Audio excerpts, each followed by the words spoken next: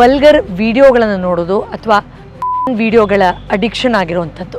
ಇದನ್ನ ಮುಕ್ತವಾಗಿ ಖಂಡಿತವಾಗಿಯೂ ಯಾರು ನನಗೆ ಈ ಥರದ ಸಮಸ್ಯೆ ಇದೆ ಅಂತ ಬೇರೆ ಸಮಸ್ಯೆಗಳ ರೀತಿ ಕಂಠಘೋಷವಾಗಿ ಖಂಡಿತವಾಗಿಯೂ ಹೇಳ್ಕೊಳ್ಳಲ್ಲ. ನಿನಗೆ ಏಜ್ ಬಂದಿದೆ ನೋಡು ಅಂತ ಫೋರ್ಸ್ ಮಾಡಿ ಶುರು ಮಾಡಿಸಿ ಕೊನೆಗೆ ಬೋರ್ ಆಗ್ತಾ ಇದ್ದಾಗ, ಒಬ್ಬರೇ ಇದ್ದಾಗ, ಏನು ಮಾಡೋಕ್ಕೆ ಕೆಲಸ ಇಲ್ಲದೆ ಇದ್ದಾಗ ಈ ಥರದ ವಿಡಿಯೋಗಳನ್ನು ನೋಡುವಂಥ ಒಂದು ಅಭ್ಯಾಸ ಅಥವಾ ಅಡಿಕ್ಷನ್ ಶುರುವಾಗೋಗುತ್ತೆ. ಓ ಮಜಾ ಇದೆಯೇನೋ, ಓ ಎಲ್ಲರೂ ಮಾಡ್ತಾರೆ ನಾನು ಮಾಡಿದ್ರೆ ಏನಿವಾಗ ಅಂತ ಶುರು ಮಾಡಿ ಕೊನೆಗೆ ಅದರಿಂದ ಏನೂ ನಿಖರವಾದ ಲಾಭವನ್ನು ಪಡೀದೆ, ತನ್ನಲ್ಲಿ ಶಕ್ತಿ ಕುಗ್ತಾ ಇದೆ, ಮೈಂಡ್ ಫೋಕಸ್ ಮಾಡೋಕ್ಕಾಗ್ತಾ ಇಲ್ಲ, ಒಳ್ಳೆ ಕೆಲಸ ಮಾಡಬೇಕಾದ್ರೂ ತುಂಬ ಹೀನಾಯವಾದ ಆಲೋಚನೆಗಳು ನನಗೆ ಕಾಟ ಕೊಡ್ತಾ ಇದೆ, ಹೆಂಡತಿ ಅಥವಾ ಗಂಡನ ಜೊತೆಯಲ್ಲಿ ಸಂಬಂಧ ಚೆನ್ನಾಗಿಲ್ಲ ಅಂದಾಗ ಈ ಥರದ ಅಡಿಕ್ಷನ್ಗೆ ಒಳಗಾಗ್ತಾರೇನೋ ಅಂತ ನಾವು ಕಲ್ಪನೆ ಮಾಡ್ಕೊಂಡಿರ್ತೀವಿ.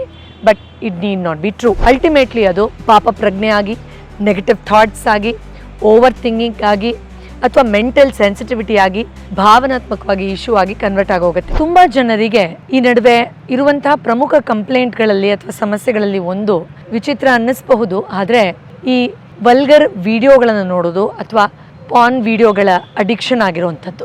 ಇದನ್ನು ಮುಕ್ತವಾಗಿ ಖಂಡಿತವಾಗಿಯೂ ಯಾರು ನನಗೆ ಈ ಥರದ ಸಮಸ್ಯೆ ಇದೆ ಅಂತ ಬೇರೆ ಸಮಸ್ಯೆಗಳ ರೀತಿ ಕಂಠಘೋಷವಾಗಿ ಖಂಡಿತವಾಗಿಯೂ ಹೇಳ್ಕೊಳ್ಳಲ್ಲ. ಬೇರೆಯವ್ರ ಹತ್ರ ಬಿಟ್ಬಿಡಿ, ಆಪ್ತರ ಹತ್ರನೂ ಕೂಡ ಈ ಥರದ್ದು ಸಮಸ್ಯೆ ಇದೆ ಅಂತ ಹಂಚ್ಕೊಳ್ಳೋಕ್ಕೆ ತುಂಬಾ ಮುಜುಗರ ಆಗುತ್ತೆ.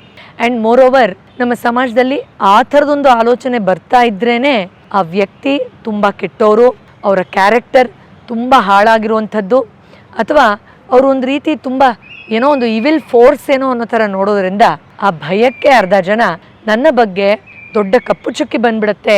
ಆದ್ದರಿಂದ ಆ ಥರ ಏನಾದರೂ ಸಮಸ್ಯೆ ಇರೋರು ನೋಡ್ತಾ ಇರೋರಿದ್ದರೆ ನಾನು ಗುಂಪಲ್ಲಿ ಸೇರಿಕೊಂಡು ಅವ್ರನ್ನ ಬೇರೆಯವ್ರ ಜೊತೆ ಅಯ್ಯೋ ಎಷ್ಟು ಕೆಟ್ಟವರಪ್ಪ ಹೀಗೆಲ್ಲ ನೋಡ್ತೀನಿ ಅಂತಾರೆ ಅಥವಾ ಇದು ಅಡಿಕ್ಷನ್ ಇದೆ ಅಂತಾರೆ ಅಂತ ಬೈತಾರೆ ಹೊರತು ಎಲ್ಲೋ ಒಂದು ಕಡೆ ನನಗೂ ಆ ಅರ್ಜಿದೆ, ಅಡಿಕ್ಷನ್ ಇದೆ ಅಂತ ಯಾರಿಗೂ ಹೇಳ್ಕೊಳ್ದೆ ಅದನ್ನೊಂದು ದೊಡ್ಡ ಸೀಕ್ರೆಟ್ ಆಗಿ ಮೇಂಟೈನ್ ಮಾಡ್ತಾರೆ.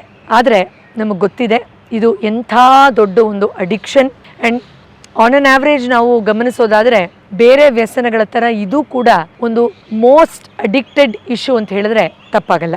ಆದ್ದರಿಂದ ಈ ವಿಡಿಯೋನೂ ಕೂಡ ಬೇಕಾದರೆ ನೀವು ಸೀಕ್ರೆಟ್ ಆಗಿ ನೋಡಿ ಅದರಿಂದ ಹೇಗೆ ಹೊರಗಡೆ ಬರೋದು ಅನ್ನೋದನ್ನು ತಿಳ್ಕೊಳ್ಳಿ. ಯಾಕಂದರೆ ಈ ಥರದೊಂದು ರೆಮಿಡಿ ನೋಡ್ತಿದ್ದಾರೆ ಅಂದರೆ ಅವ್ರಿಗೂ ಈ ಅಡಿಕ್ಷನ್ ಇರಬಹುದೇನೋ ಅಂತ ಮನೆಯಲ್ಲಿ ಅಪಾರ್ಥ ಮಾಡ್ಕೊಳ್ತಾರೆ ಅಂತ ಕೆಲವರು ಅದನ್ನು ಮುಜುಗರ ಮಾಡ್ಕೊಳ್ತಾರೆ. ಬಟ್ ನನ್ನ ಅನಿಸಿಕೆ ಏನು ಅಂತಂದರೆ ಇದನ್ನು ಆದಷ್ಟು ಹೆಚ್ಚು ಜನಕ್ಕೆ ಹಂಚ್ಕೊಳ್ಳಿ, ಯಾಕಂದರೆ ಆಲ್ಮೋಸ್ಟ್ ತುಂಬ ಜನಕ್ಕೆ ಈ ಇಶ್ಯೂ ಇರುತ್ತೆ. ಎಸ್, ಇನ್ನು ಮೊದಲನೇದಾಗಿ ಈ ಅಡಿಕ್ಷನ್ ಇರೋರು ಕೇವಲ ತುಂಬ ಕೆಟ್ಟ ಬುದ್ಧಿ ಇರೋರಿಗೆ ಅಂತ ಏನೂ ಅಲ್ಲ.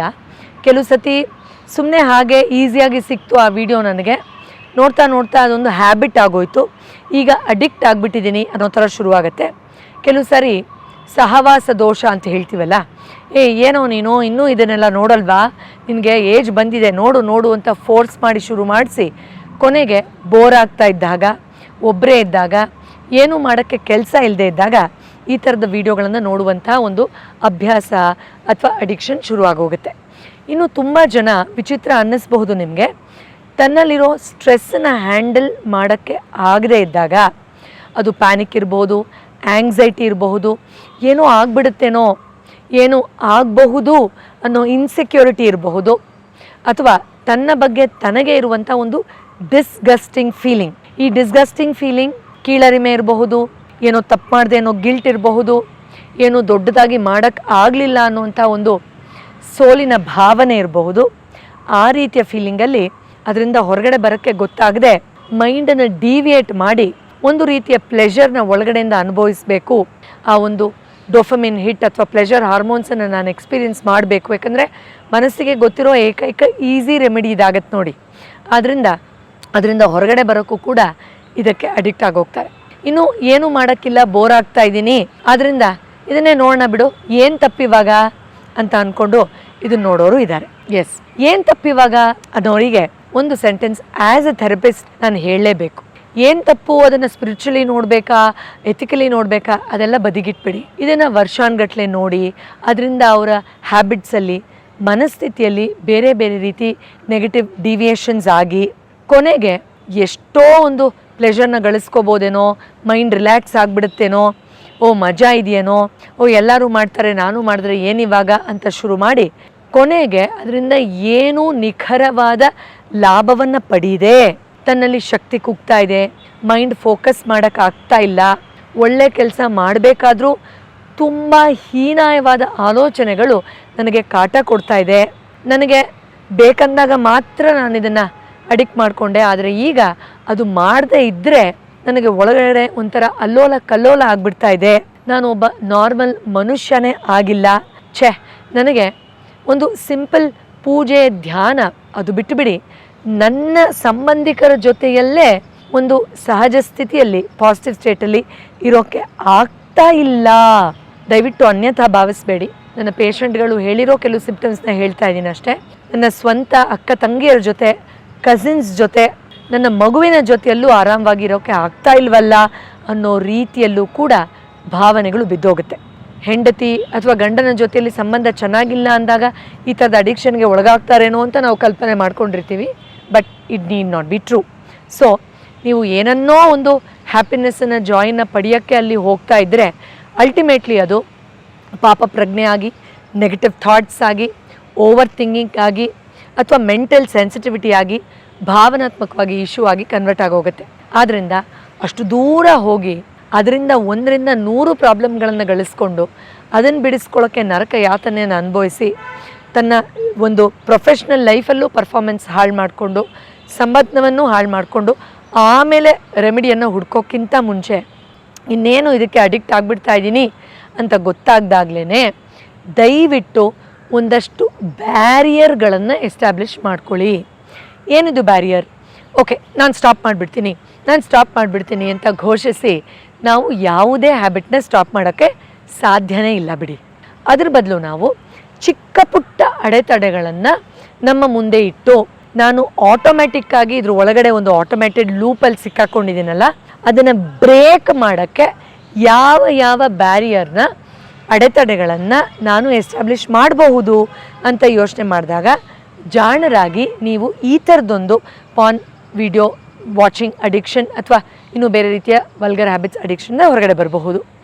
ನಂಬರ್ 1, ನೀವು ಒಬ್ಬರೇ ಇದ್ದಾಗ ಅಥವಾ ರಾತ್ರಿ ಹೆಚ್ಚು ಆ ವಿಡಿಯೋಗಳನ್ನು ನೋಡಿದಾಗ ಅಥವಾ ಕದ್ದು ಮುಚ್ಚಿ ನಾನು ಓದ್ಕೋತಾ ಇದ್ದೀನಿ ಅಥವಾ ಕೆಲಸ ಮಾಡ್ತಾಯಿದ್ದೀನಿ ಅಂತ ರೂಮನ್ನು ಲಾಕ್ ಮಾಡಿ ಈ ಕೆಲಸ ಮಾಡಬೇಕಾದ್ರೆ ಯಾವ ರೀತಿ ನಿಮ್ಮ ಮೈಂಡನ್ನು ಡಿವಿಯೇಟ್ ಮಾಡ್ಕೊಳ್ಬಹುದು ಅನ್ನೋ ನಿರ್ಧಾರವನ್ನು, ಇದು ತುಂಬ ಇಂಪಾರ್ಟೆಂಟ್ ಪಾಯಿಂಟ್, ಇದೊಂಥರ ಎಂಟೈರ್ ವಿಡಿಯೋಲಿ ಸೆಂಟರ್ ಪಾಯಿಂಟ್ ಥರ, ನಿರ್ಧಾರವನ್ನು ನೀವು ಮಾಡ್ಕೊಳ್ಬೇಕು.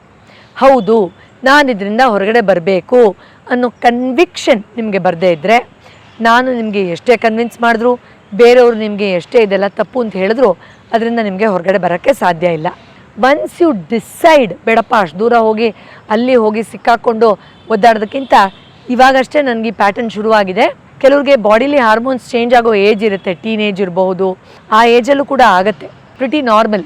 ಸೊ ಇದರಿಂದ ಹೊರಗಡೆ ಬರಬೇಕು ಅಂತ ಡಿಸೈಡ್ ಮಾಡಿದಾಗ ನೀವು ಆ ಅಡಿಕ್ಷನ್ಗೆ ಸಂಬಂಧಪಟ್ಟ ಆ್ಯಪ್ಗಳನ್ನು ಡೌನ್ಲೋಡ್ ಮಾಡೋದನ್ನು ಡಿಲೀಟ್ ಮಾಡೋದಾಗಿರಬಹುದು, ಅಥವಾ ರಾತ್ರಿ ನಾನು ಇಷ್ಟು ಗಂಟೆಗೆ ಮಲಗ್ತೀನಿ, ಫೋನ್ನ ರೂಮ್ ಹೊರಗಡೆ ಇಟ್ಟು ಸ್ವಿಚ್ ಆಫ್ ಮಾಡ್ಕೊಳ್ಳಿ. ನಿಮ್ಗೆ ಅಷ್ಟು ಭಯ ಇದ್ದರೆ ಮತ್ತೆ ಅದನ್ನು ಆನ್ ಮಾಡಿದ್ರು ಯಾರಾದರೂ ಪಾಸ್ವರ್ಡ್ ಹಾಕಲೇಬೇಕು ಅನ್ನೋ ಥರ ಆಚೆ ಇಟ್ಟು ಮಲಗ್ತೀನಿ ಅನ್ನುವಂಥದ್ದು.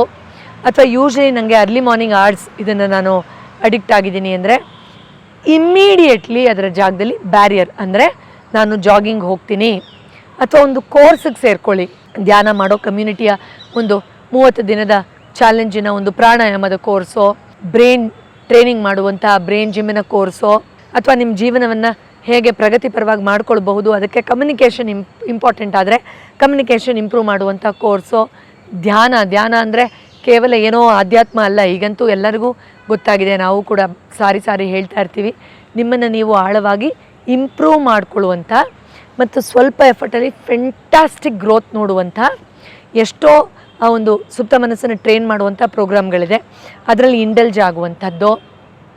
ಈ ಥರದ್ದು ಒಂದು ಬ್ಯಾರಿಯರ್ನ, ಅಂದರೆ ಆ ಟೈಮಿಗೆ ನಾನು ಈ ಕೋರ್ಸ್ ತೊಗೊಳ್ತೀನಿ, ಈ ಪುಸ್ತಕ ಓದ್ತೀನಿ, ಆ ಟೈಮ್ಗೆ ಫ್ಯಾಮಿಲಿ ಜೊತೆ ವಾಕಿಂಗ್ ಹೋಗ್ತೀನಿ, ಅಥವಾ ಎಲ್ಲರ ಸಮ್ಮುಖದಲ್ಲೂ ಹಾಲಲ್ಲಿ ನಾನು ಮಿನಿಮಮ್ 20 ಮಿನಿಟ್ಸ್ ಆ ಟೈಮಲ್ಲಿ ಟೈಮ್ ಸ್ಪೆಂಡ್ ಮಾಡ್ತೀನಿ ಅಂದರೆ ನಾನು ಆ ಬ್ಯಾಡ್ ಹ್ಯಾಬಿಟನ್ನು ಅಥವಾ ಆ ಅಡಿಕ್ಷನ್ನನ್ನೆಲ್ಲ ನನ್ನನ್ನು ನಾನು ಚೂಸ್ ಮಾಡ್ತೀನಿ ಅನ್ನೋ ನಿರ್ಧಾರಕ್ಕೆ ಬರುವಂಥದ್ದು.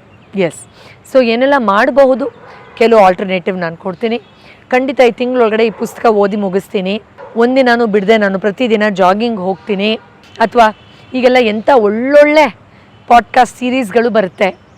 ಸೊ ಇಷ್ಟನ್ನು ನಾನು ನೋಡಿ ಮುಗಿಸ್ತೀನಿ, ಜರ್ನಲಿಂಗ್ ಮಾಡ್ತೀನಿ ಮತ್ತು ನನ್ನಲ್ಲಿ ಏನು ಬದಲಾವಣೆ ಆಗಬೇಕು ಅನ್ನೋದ್ರ ಬಗ್ಗೆ ಕೂತು ದಿನಾಗಲೂ ಧ್ಯಾನ ಮಾಡ್ತೀನಿ. ನನ್ನ ಸುಪ್ತ ಮನಸ್ಸಿಗೆ ಟ್ರೈನಿಂಗ್ ಮಾಡ್ಕೊಳ್ತೀನಿ. ಈ ಥರದ ಅದ್ಭುತ ಹಲವಾರು ವಿಚಾರಗಳನ್ನು ನೋಡಿ. ಇದು ಯಾವುದೂ ಇಲ್ಲ ಅಂದರೆ ದಿನಾಗಲೂ ಇಷ್ಟು ಪುಷಪ್ಸ್ ಮಾಡ್ತೀನಿ ಅಂತಾದರೂ ಅಂದ್ಕೊಳ್ಳಿ. ಯಾಕೆ ಅಂದರೆ ಫಿಸಿಕಲ್ ವರ್ಕೌಟ್ ಮಾಡಿದಾಗ ರಿಲೀಸ್ ಆಗುವ ಹಾರ್ಮೋನ್ಸ್ ನಿಮ್ಮಲ್ಲಿ ಓವರಾಲ್ ಕೆಮಿಕಲ್ ಇಂಬ್ಯಾಲೆನ್ಸನ್ನು ಬೆಟರ್ ಮ್ಯಾನೇಜ್ ಮಾಡೋಕ್ಕೆ ಖಂಡಿತ ಸಹಾಯ ಮಾಡುತ್ತೆ. ಇಲ್ಲಿ ತುಂಬ ಇಂಪಾರ್ಟೆಂಟ್, ಈ ಲೂಪಲ್ಲಿ ನಾನು ಇಳಿಬಾರ್ದು. ನನ್ನನ್ನು ನಾನು ಆ ಹಾರ್ಮೋನಲ್ ಡಿಸ್ಟರ್ಬೆನ್ಸ್ ಅಥವಾ ಸುಮ್ಮನೆ ಹಾಗೆ ಈಸಿಯಾಗಿ ಸಿಕ್ತು ಅನ್ನೋ ಹ್ಯಾಬಿಟ್ಗೆ ನಾನು ಏನು ಅಡಿಕ್ಟ್ ಆದೆ ಅದರಿಂದ ಹೊರಗಡೆ ಬರೋದಕ್ಕೆ ಟ್ರೈನ್ ಮಾಡ್ಕೊಳ್ತೀನಿ ಅನ್ನೋ ನಿರ್ಧಾರ ಮಾಡಬೇಕು ಅಷ್ಟೆ. ಮಾಡ್ತೀರಾ ಅಲ್ವಾ? ಎಸ್. ಮುಂದಿನ ಬಾರಿ ಇನ್ನೊಂದು ವಿಶೇಷವಾದ ಔಷಧರಹಿತ ಚಿಕಿತ್ಸೆಯ ಸಲಹೆ ಜೊತೆ ಭೇಟಿಯಾಗ್ತೀನಿ. ಈ ವಿಡಿಯೋನ ನಾನು ಆಗಲೇ ಹೇಳಿದಾಗ ಆದಷ್ಟು ಶೇರ್ ಮಾಡಿ, because you never know who is addicted to such a thing. Thank you so much for watching. ನಮಸ್ಕಾರ, ಮತ್ತೆ ಸಿಗ್ತೀನಿ.